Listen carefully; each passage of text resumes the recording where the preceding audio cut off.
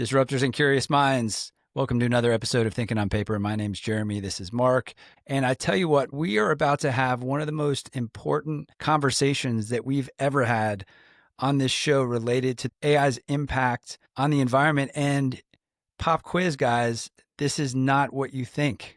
This is different than what you think. A lot of people think the environmental impact is with these big, gigantic data centers consuming electricity, power, water, all that stuff. We're going to get into something different. We're going to get into something even more impactful that you need to know about. Mark, what are your thoughts to kick this thing off? The evidence of a climate crisis is obvious to everyone, but the most ridiculous. It's more drilling for oil is taking place, more gas is being discovered, and these big tech giants are using AI to make the process more efficient. It doesn't make any sense, Jeremy. Make it make sense to me, because I can't. So hopefully our guests will help us make sense today.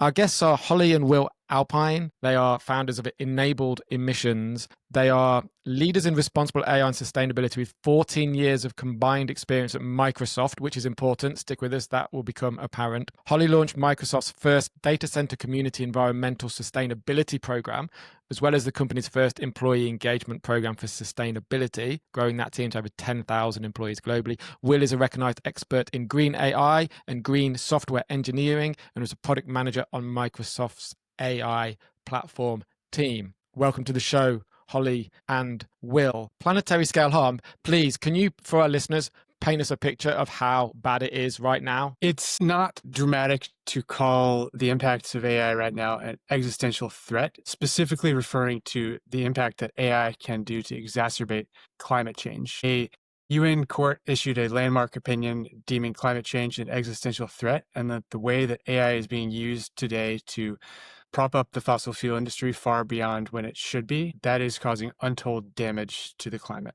And so I see that and those harms as being existential to all of our lived futures. Anything to add to that, Holly? I think Will summed it up. It is very alarming to us that in the narrative around AI and climate, it seems the dominant narrative is this comparison of the net impacts of AI being the positive use cases, so how AI can be used for sustainability and reducing emissions, compared to the emissions from the operations of advanced tech like data centers, and completely leaving out how AI is being applied to extractive industries to dramatically increase oil and gas production, leading to dramatic increases in our global emissions. It is a major part of that equation, yet in the entire dominant narrative, it is left out. So that's what we're trying to do, is raise awareness of this issue and try to put reasonable guardrails in place. And one last thing to add, actually, I just wanted to mention that the harms that are happening right now by use of AI by the fossil fuel industry, they're happening today. They're not a hypothetical threat the way that AGI is being presented. These are real harms happening with demonstrable impacts right now. Before we get into the story of Enabled Emissions, could you give us some stats, some data on how it's changed in the past 10 years and how it is exacerbating the extraction of fossil fuels? So these technologies are core to how the fossil fuel industry operates across shale and offshore and deep water assets. They can cut production costs by 10%, while boosting reserves by 5% and increasing yields 15%. One example is in the Permian Basin, daily output has tripled in the past decade, even as the rig counts have dropped by 46%. And these timelines for these projects have gone from 18 months to just a matter of about 2 weeks. And AI has really transformed operations for oil fields that really should be aging out or being deprecated because of inflation. These companies, fossil fuel companies, are able to maintain these very low extraction costs over decades. We've seen really horrifying statistics around U.S. oil production surging from 5.1 million barrels per day in 2007 to 13.5 million today. I mean, the U.S. is the largest producer, and that is largely, we believe, due to these advanced technologies. I mean, it is dramatically reshaping our future of the energy transition and really bending the curve back in the wrong direction in this era of increasingly cheapening renewables where fossil fuels should be phased out. It is keeping them alive. That's a 3x increase. Again, the story that we're told is that these numbers should be coming down, are coming down. Correct. They're not. It's deeply, deeply troubling. I just want to mention, to set the stage, many of the low-hanging fruit, so to speak, of oil reserves have been plucked. So oil companies are increasingly resorting to things like fracking and offshoring to stay competitive, especially in the era of cheap and abundant renewable energy. These operations are risky and complex, and they require lots of data. So as Holly mentioned earlier, it's a suite of technology. First, you have sensors and Internet of Things that would collect the data. Then you have high-performance computing to process, let's say, large amounts, vast amounts, some of the biggest amounts ever of seismic and geophysical data. And then artificial intelligence can come in and provide insights on how to, for example, determine where and how to drill. It's applied at every single stage of the fossil fuel life cycle. And to put all of this into perspective, fossil fuels account for 90% of global emissions. And so the operations of AI have a relatively small percentage impact of that. I think it's a fraction of a percent. But if the use of that tool can reshape that 90% of global emissions, then we're heading in the wrong direction. AI is maturing as well, so it's only going to get better. Right. I worry a bit here of just essentially repeating the talking points and giving them free PR. But I think it's important to be understood.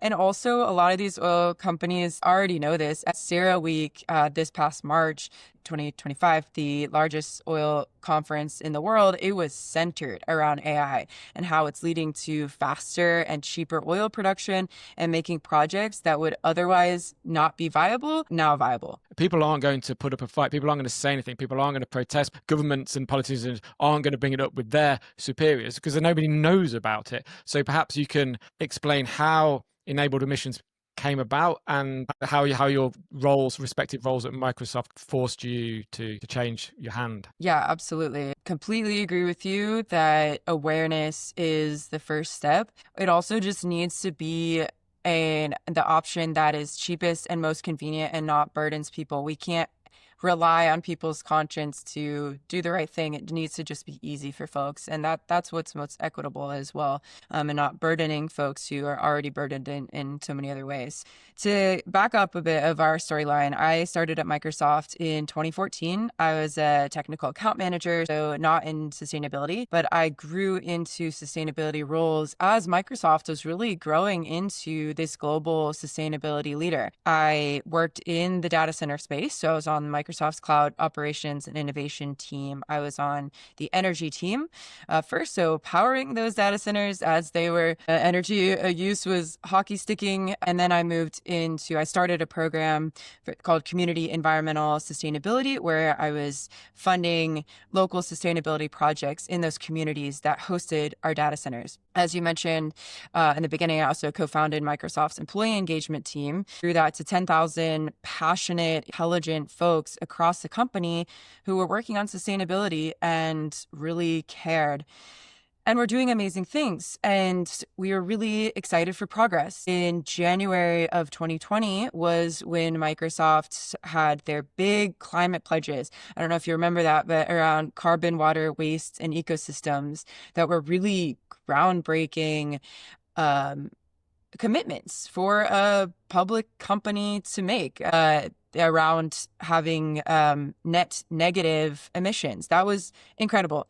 And that was about the same time as Will started at the company, around March 2020. He and I started working on some things together, and he joined that sustainability community. And I mean, I stood on stages around the world promulgating the virtues of my company and how we were leading the world to a net zero future. I mean, the thing is, Microsoft is doing fantastic things. There are so many people at Microsoft who I still love and think are doing fantastic work. We just started becoming aware of these contracts with these oil companies and contracts specifically to drill more oil. I mean, it was very explicit what we saw. And we thought, oh, this must be a one-off. This must be something that's being phased out. But as we dug, we saw just how much of Microsoft's business was in fossil fuels. So we organized colleagues, we convened forums, we wrote a memo really outlining our concerns and with practical recommendations, and met with the senior leadership of Microsoft, who was really sympathetic to our concerns. They seemed actually very concerned as well and really agreed with all of our recommendations. But to sum things up, over the next couple years, we did not see the change that we believe is necessary and didn't think that internal pressure alone was going to be enough. So we decided to leave the company and start this campaign. Just to hit on what you were saying from a percentage of revenue, I'm looking at some notes here. Up to 55% of fiscal year 24 cloud revenue is oil. Are these oil and gas contracts for Microsoft specifically, or is that industry wide? That would be if Microsoft were to seize all the opportunities that are available to them. So that's the market potential. That's the market potential, exactly. Got it. It could be up to half of their cloud revenue. We don't have specific numbers, but we know it is one of Microsoft's top 3 verticals. So it is a very large portion. This is not a side project. So when I joined Microsoft in 2020, it was right at the time of Microsoft's groundbreaking sustainability commitments. And I was really, really excited about using new advanced technology like AI to help solve the climate crisis. And at the time, it was more humble machine learning. It was called Azure Machine Learning. And I was a product manager on that team. So I built the tools and tech that power all things Microsoft AI, which came to include the infrastructure that powers OpenAI and ChatGPT. And the first issue that I actually chose to tackle was the energy consumption of AI. I was one of the first people within the company shouting from the rooftops that, hey, the energy consumption of AI is going to become a huge issue. We need to act now. And so I founded a group, a community of practice called Green AI at Microsoft. And we did so many good things regarding the AI operations. We really found ways to measure and mitigate the carbon footprint of AI. But I was also building the tools and platform that were essentially a Swiss Army knife for AI. Businesses would take their problems, come to us, and we would provide them with the different tools to use their data and solve that business problem. It could be used for anything. And while I was very optimistic in the positive use cases, I even co-authored Microsoft's white paper, Accelerating Sustainability with AI. I realized that from what I've seen, one of the biggest use cases of AI today is to find and extract more oil and gas more efficiently and more profitably, which really just undermines all of the good work that we or anyone at the company or even anyone in the clean energy is doing. It's like the sustainability movement is running on a treadmill right now. And there's a malevolent force that is just turning that knob faster the harder we run. Let's break down a barrel of oil and what that translates into carbon emissions. I saw a stat that 81% of a barrel of oil actually gets burned, right? Could you walk us through maybe some of the math of this so we can maybe project impact? The CEO of Saudi Aramco went on an interview with Bloomberg, and he was stating that AI has been essential for them to maintain their cost of oil production at $3 per barrel for the past 20 years, despite inflation and aging reserves. So it has allowed fossil fuels to stay competitive and undermine the economic case for the transition to clean energy. So back in 2019 was when Microsoft released a press release along with Exxon that very explicitly quantified the barrels per oil per day increase due to Microsoft's technology. They probably regret doing that because we have used it against them. Well, really just not really even against them, but just to quantify what is the scale that we're talking about here. How important is this? So as you mentioned, 81% of each barrel is burned, and burning 1 barrel of oil releases 433 kilograms of CO2. That's according to the EPA. That 81% is according to Petroleum Services Company. 50,000 oil equivalent barrels per day. That's 18 million barrels per year. So that's a pretty simple multiplication. 18 million, 43 kilograms, 81% is 6.4 billion kilograms. That's 6.4 million metric tons of CO2 per year. That was for one deal with one company. If we add to that the 400,000 barrels per day for a deal with Chevron, that's 51 million metric tons. So just those two together is over 300% of Microsoft's FY23 emissions. Those were at 17 million metric tons. That includes data centers. So that is showing you the relative scale of these deals compared to Microsoft's entire company emissions for the entire year. And now if you compare that to Microsoft's contracted carbon removal, which are great projects, but that's 5 million metric tons over 15 years. That means these two deals are releasing more carbon equivalent, over 1,000% of what Microsoft is contracting to remove over 15 years. I want to be clear here that, and maybe we'll get to this, but we have never asked Microsoft to cut ties with these companies, to break contracts. We have never and will never ask for that. We are asking for very reasonable guardrails on how this tech is used. We're not asking for blanket AI bans, anything like that. We just think that, especially as a company who markets themselves as a sustainability leader of the world, you cannot be a sustainability leader of the world when you are helping the largest oil companies on the planet dramatically increase emissions that are hundreds to thousands of times the emissions that you as a company are stating are making you a leader. I mean, just like you can't call yourself a company of peace because you have cookies in the office when you're making bombs. We think that analogy rings true here as well for sustainability. What do those guardrails look like? You can think of guardrails as any sort of voluntary measure of policy or even involuntary measure that would ensure that technology delivers on its promise and is not weaponized. Companies themselves have a tremendous lever to influence how these companies operate. So they can implement principles that would determine what customers they work for and what scenarios they serve and what their investment strategy would be. And so we can go into Microsoft's voluntary guardrails in a second. But after years of doing all we could internally, we realized that voluntary corporate behavior change will never be enough to truly mitigate the harms from the short-term profit motive that these companies are facing. What we really need is a form of international policy that would dictate how these technologies are really being deployed in the world. And so there's a lot of precedent for that already. For example, in the EU AI Act, they have a high-risk classification system for systems that may cause human harm. And it's not a far leap to connect that to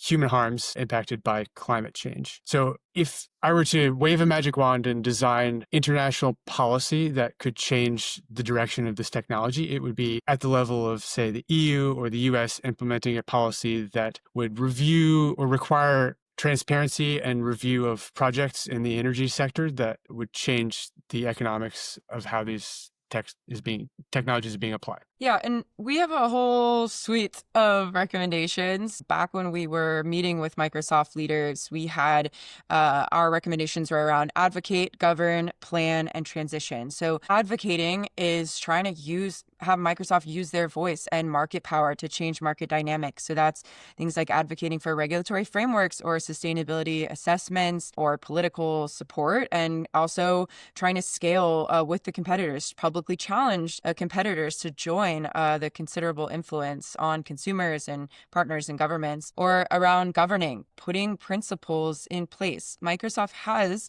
responsible AI principles. They're a prerequisite in how their technology will be used. Right now, though, it does not include environment. It's around human harms, which we believe is not a stretch at all. We actually think it's a glaring omission to not have, our planetary health and the world that we live on as a part of what we evaluate for responsible AI. And then a plan would just be making a plan. Like, let's come up with a principled approach and framework for how we will align all of our business activities with a 1.5 degree C future that Microsoft supports very publicly. And then the last is transition. So how can the company optimize their principles and embody their values and really enable the transition? So engaging customer development for sustainability scenarios like methane leak detection. Great example of how advanced tech can be used with customers and partners to help a sustainable future, but not continue custom software development partnerships with companies that don't have targets, that are using it to increase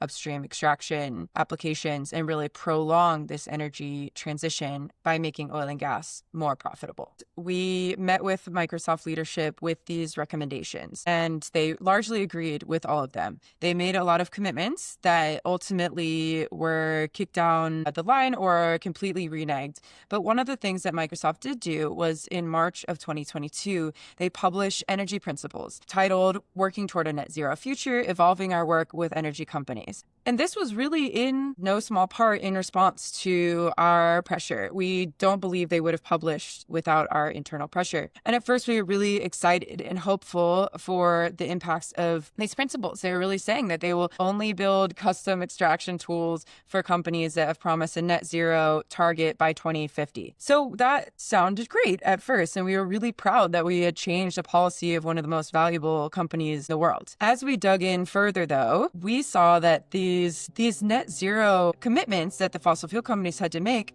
there was no standard that they had to follow. And a meta-analysis report is showing that they're really largely meaningless, largely because of the fatal flaw that they only cover, for the large part, these companies, fossil fuel companies, scope 1 and 2 emissions. So those are really their operations. So the emissions for, running their office buildings. They completely ignore scope 3, which is the fuels that they are producing and burning. So that is the vast majority of harms. And as written, the Microsoft's principles, lack any requirement for accountability for the fuels themselves. So they really are irrelevant to our concerns. And that's something that's been really disappointing, is that Microsoft continues to point to those principles as a response to our concerns, even though they are irrelevant, do not address our concerns. And even we filed a shareholder resolution last year. Will was the main filer and got to speak at the annual general meeting, asking Microsoft to report on the risks of providing this tech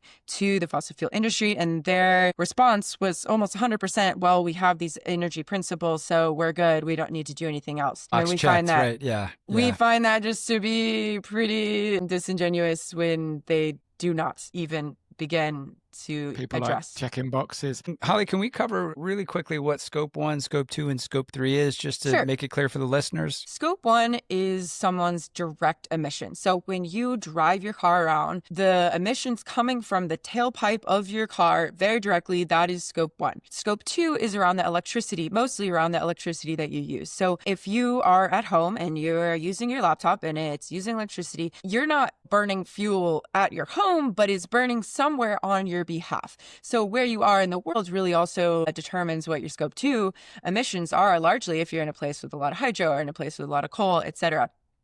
Or companies who's having a data center. It really matters where that is, because it matters what the grid is run on. And then scope 3 is your entire supply chain and also your sold products. So say you sell, for Microsoft scope 3, an example is, say they sell an Xbox, the folks who are using the Xbox at home and their electricity usage, that'd be their scope 2, would be Microsoft scope 3, because they created the Xbox, they sold the Xbox. Scope 3, so most carbon commitments for companies do not include scope 3. They really just look at scope 1 and 2. Once it, is sold, leaves their facility, they're not worried about it. It's also everything that you're buying. So on a human example, if I buy a t-shirt, a brand new t-shirt, the emissions associated with creating that t-shirt would be my scope 3. Does that make sense? That was great. I'll note here that so when Microsoft sells these tools, that's not included in any of the scopes. That's one thing that has floated around as a potential option. Should we create this, say, scope 4, so you quantify the emissions from when you sell the tools and how the tools are used? We have never advocated for that either. We think that is just a quagmire that will take years to even come up with the methodology and align on a methodology. We've never advocated for that. We are more advocating for a principled approach rather than this quantitative, because we think it'll get us where we need to go without this years long. I mean, it's hard enough to wrap our arms around scope 3. I mean, people's entire jobs at companies are just figuring out scope 3. So that's why we're going for more of the principled approach. And this would fall under an oil and gas company's scope 3, and their net zero commitments need to include the burning of the fossil fuels themselves. And we need to phase that out. It's as simple as that. The reality is stark. Do you have any friends in high places helping you? And what can our listeners do to accelerate this awareness? Thanks for asking. It is indeed terrifying that just a few of us are fighting the intersection of the two largest forces that are impacting our planet today, tech and oil. And we are building relationships with those in power, and we're building a movement to really advocate for change. And it does start small and it grows outwards. As Holly and I have demonstrated, even within a corporation, we've scaled to 10,000 employees with the sustainability work we're doing. We can get there. We just need to, first off, change the narrative, start talking about what really matters, the real threats that are here, and then put guardrails on things. And so we have been building relationships with US lawmakers. We're also targeting the EU as a potential first place for a policy win. And so if there's any listener out there that has any connections to policymakers in the EU space, please reach out to us. We would love to talk. And we're actually potentially planning on visiting Europe soon to have those discussions. If we fix the value equation, meaning that if this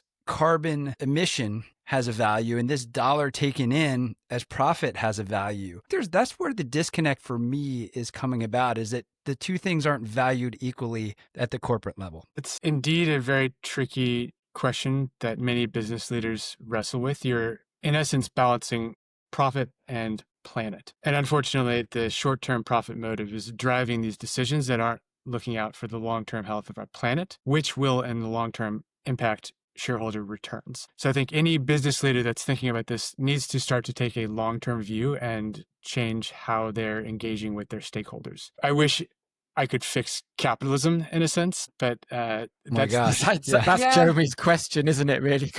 How do you fix capitalism? Do you think people like Bill Gates, Sam Altman, the top founders of these companies, do they know that this is happening? Are they signing off on these contracts? Or is it people further down the food train who are signing off on these contracts? I do believe that those in power who design the direction of this technology are aware of the impacts that the use of this technology is having on the planet. It would be dangerous not to have a full grasp of that. Unfortunately, the tools themselves are a reflection of the values and power structures of those who build and wield them. And so until we can really democratize the creation of these tools, then we're going to just continue repeating these cycles of colonialism, as Karen Howe's book has pointed it. Thank you. Yeah, and I'll say that the corporate vice president for energy and industry at Microsoft, so who's really leading this whole space and who's leading our supposed transition to for energy transition, came from 20 years at BP and was responsible for some of the largest increases in oil production in the company's history. Also say, when you were saying earlier about how it's against capitalism, I mean, there is money in these low carbon projects too. I mean, it's just that this AI has essentially been a subsidy for fossil fuels, but if we could shift towards these low carbon projects, it's not like it's a full charity case to work on them. There's great value in those projects. One other thing, Will had touched on short-term kind of shareholder value, and there is a movement around the scope of shareholder value expanding to include long-term planet sustainability, and that can fundamentally shift a corporate strategy from these short-term profits that Will mentioned to this longer-term value creation. And I will add that we are in the middle of filing our next round of shareholder resolution, and we're building a coalition of investors who care about this. And the most engaged investors that we have are pension fund managers, because they're required to take a 30-year outlook on their returns. Interesting. So I've been known to throw out thought experiments. I'm going to throw one out real quick. Here's an RFP. Mark is my competitor. Mark gets the RFP as well. Both of our companies look at it. My approach is, I believe in what you guys are doing, and I'm going to say, Will, you know what? $35 billion would be great for my bottom line, but I'm going to pass, and Mark's going to grab it, run with it, be like, yes, I'm in. We might know what happens to me versus what happens to Mark, but how can you help the me's of the world survive a decision like that? It's a really good thought exercise, and one that we've wrestled with in many different ways. I think at the root of it is, if we don't do the work, someone else will eagerly take that contract. And this is where we've come to the conclusion firmly that international policy is the only thing that will truly save us, unless we have all of the different tech providers who join forces and unequivocally aligned to not serve the fossil fuel industry, which I think is unrealistic. The incentives simply aren't there. What we need is people to pressure their legislators to put in place regulation that determines how that work is done. And this ideally would be cross jurisdiction, not just the EU, but also the US, also the Saudis. I think it is very possibly one of the hardest problems we will be facing as humans. And it touches on, are we truly willing to do what it takes to quit fossil fuels as a society? And I wrestle with that on an ongoing basis. I have a swing between optimism and fear. Going to take a radical breakthrough elsewhere to really shift the balance, isn't it? Fusion, whatever it might be. I want to think that, but over the past 100 years, the global mix of fossil energy has remained at 80%. So the past 20 years, there's been record progress on renewable energy installation, but I think it's more accurate to call it the renewable energy addition, not the renewable energy transition. We can only and truly only get to the outcomes we need if we agree to phase out fossil fuels. Holly, any thoughts on the thought experiment? Mark's company, Jeremy's company? Yeah, having guardrails, not blanket bans, as Will said, put guardrails in place. Like having policies that are putting exploration and production optimization, enhanced recovery on this kind of restricted list for custom AI, but still allowing safety or methane reduction or flaring control, things like that. Grid integration, those are a great use of AI, leak detection, that as a policy.